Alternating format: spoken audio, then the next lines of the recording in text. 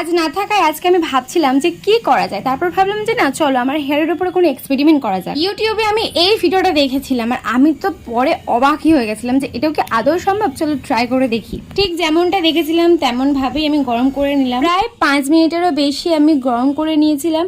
আর hit দিয়ে তো স্বাভাবিকই সব কিছুই কার্ল বা স্ট্রেট করা যায়, বাট এটা দিয়ে তো আমি ফার্স্ট টাইম ট্রাই করছি। এই এক্সপেরিমেন্টগুলো করতে কিন্তু মাঝের মধ্যে খুব ভয়ই লাগে, বাট স্টিল দেখা যাক, যদি সত্যি সত্যি কার্ল হয় আমি তো খুব খুশি হব আর সাথে অবাকও। আমার হেয়ার তো অলরেডি অনেক রাফ হয়ে গেছে, সাথে স্ট্রেট করে করেও আমার চুল অনেক ড্যামেজও হয়ে গেছে।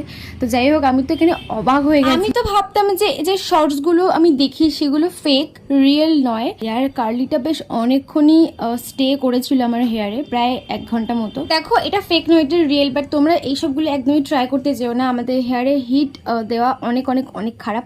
তো চলো বাই, দেখা হচ্ছে পরে শর্টসে।